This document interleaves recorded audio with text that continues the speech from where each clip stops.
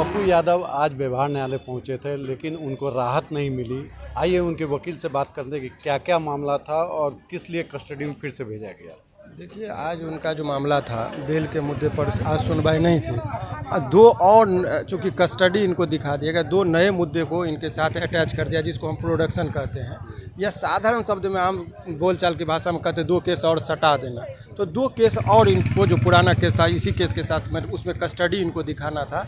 तो कस्टडी में दिखाने के लिए उनको प्रोड्यूस किया गया था बिफोर द कोर्ट।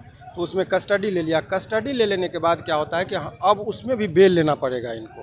तो वो 3 केस इनके ऊपर टोटल हो गए, जिस तीनों केस में इनको फिर से अब कल 2 बजे जो है सो बेल के मुद्दे पर सुनवाई होगी। उसमें बेल इनका कौन कौन केस?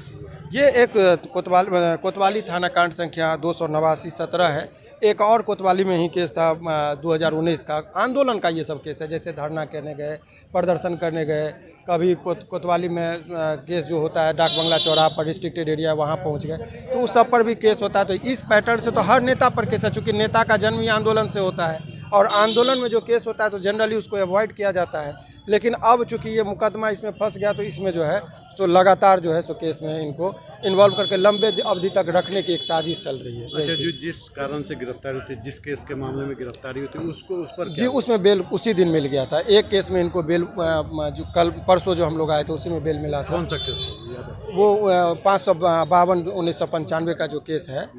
मामला उसमें ये था कि वो रूम रेंट से संबंधित कुछ था। उसमें बहुत पहले 31 साल पुराना मामला था, एक भी गवाही नहीं हुई थी। जज साहब एनवाइड हो गए, बोले कि इतना पुराना मामला है, इसको क्यों है, तो उसमें बेल मिल गया था। ये छोटा छोटा केस है, इसमें इनको प्रोड्यूस किया गया है। तो अब देखिए बेल, हालांकि 7 साल से नीचे के सज़ा के प्रावधान में डायरेक्ट कस्टडी नहीं होनी चाहिए। उसमें सुप्रीम कोर्ट का डायरेक्ट निर्देश है कि उसमें जिसमें 7 वर्ष से नीचे का प्रावधान, एंटीसिपेटरी बेल का प्रावधान है, उसमें कस्टडी नहीं होनी चाहिए।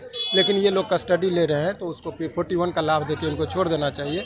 और बहुत सारे केस में 41 का लाभ दिया भी गया है। तो यही सब चीज़ें हैं, अब देखते हैं कि उसमें क्या हो सकता है। जिस चीज़ के लिए गिरफ्तारी हुई थी उसमें जमानत दे दी? जी जी जी। और बाकी अब फिर से लौट नए 2 केस को सटाया जा रहा है, ताकि इनको लंबे अवधि, ये प्रोसीजरल पनिशमेंट इसको कहते हैं, प्रक्रिया ही तो सजा के बराबर हो जाता है।